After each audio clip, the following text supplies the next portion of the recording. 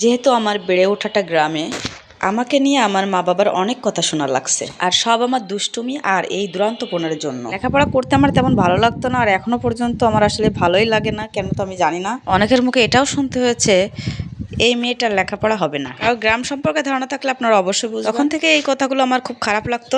মা আমাকে শুধু একটাই কথা বুঝাইতেন, আমি যেন মানুষের কথার জবাবটা দিতে পারি, অন্তত পক্ষে তাদের কথাটা যেন সত্যি না হয়। একদিন কোনো এক কারণে হয়তো দুষ্টামি করার জন্য আমাকে অনেক শাসন করলেন এবং মারলেন, আর সারা রাত বুঝালেন। সেই অশ্রুসিক্ত কথাগুলো আমি আসলে কোনোদিনও ভুলতে পারবো না। এর আগে আমি জীবনে কোনোদিন কারোর হাতে মার খাই নাই। সেদিনের প্রথম আমার খুব রাগ হলো এবং মনে মনে সিদ্ধান্ত নিলাম আমি এখন থেকে ঠিকমতো পড়ালেখা করব এবং আমার মায়ের স্বপ্ন সত্যি করব। দেখবো কি আছে এই পড়ালেখায়। তারপর তৃতীয় শ্রেণীতে উঠলাম এবং রোল নাম্বার 4 হলো। চতুর্থ শ্রেণীতে হলো 2 এবং পঞ্চম শ্রেণীতেও হলো 2। সেই 2 দিয়ে আমার প্রাথমিক বিদ্যালয়ের শিক্ষা জীবন শেষ। এরপর শুরু আমার হাই স্কুল জীবন। ক্লাস 6 এ ভর্তি হলাম একটা সেন্টার স্কুলে। এখানে কোনো ভর্তি পরীক্ষা দিতে হতো না, যে আগে ভর্তি হবে তার রোল আগে হবে। পরে পরীক্ষার মাধ্যমে রোল ঠিক করা হয়। এতে আমার রোল হয়ে যায় ক শাখার 9। তারপর আবার পড়ালেখার যুদ্ধ।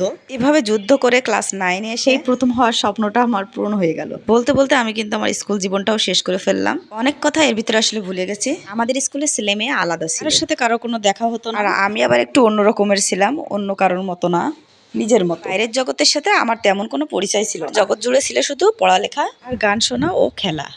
গান আমার খুব পছন্দের, খুবই ভালো লাগতো। মেয়ে সম্পর্কে আমি এতই অজ্ঞ ছিলাম যে কে আমার চাচাতো মামাতো ফুফাতো ভাই সব আসলে আমার মাথায় আসতো। আমি শুধু জানতাম যে সে আমার ভাই, সে আমার বোন। তবে এটা অবশ্য আমার দোষ ছিল না। আমার ফ্যামিলি কখনো কাউকে আলাদা করে শেখায়নি, সবাইকে আপন করতে শিখিয়েছে। ওহো, ভুলেইতেও গিয়েছি, যে কথায় ছিলাম ছেলে মেয়ে আলাদা, আমার কখনো ছেলেদের সাথে মিশে ওঠা হয় না। মিশতে আমার ভালোও লাগতো। দিক দিয়ে অনেক লাজুক স্বভাবের ছিল, ছেলেদের সাথে কথা বলতাম না। কিন্তু আমার স্কুলের বান্ধবীরা তখন এসব নিয়ে অনেক মজা করতো। কারো কারো আবার বয়ফ্রেন্ডও ছিল, তাদের মুখে অনেক কথা শুনতাম।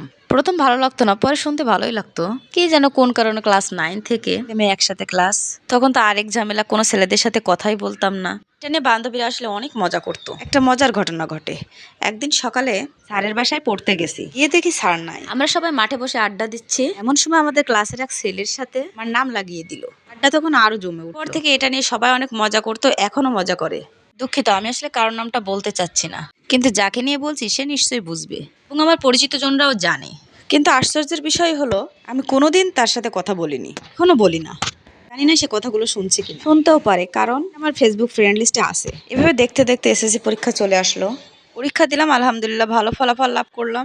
এরপর আর সেই ছেলেটার সাথে দেখা হলো না। জীবনের বাকি গল্প নিয়ে আসছে আগামী পর্বে। এটা আমার প্রথম বলা, কিছু ভুল হলে ক্ষমা করবেন। হয়তোবা ভালো মতো সাজিয়ে বলতে পারি নাই, তবে যথাসম্ভব চেষ্টা করছি। তবে চেষ্টা করব পরবর্তীতে আরও ভালো কিছু গল্প, উপন্যাস অথবা যাই হোক আপনাদেরকে উপহার দেওয়ার জন্য। তো যাই হোক, আজকের মতো এই পর্যন্ত। ভিডিওটা আমার কেমন লাগলো আর কেমন হয়েছে তো আপনারা অবশ্যই আমাকে কমেন্টস করে বলবেন।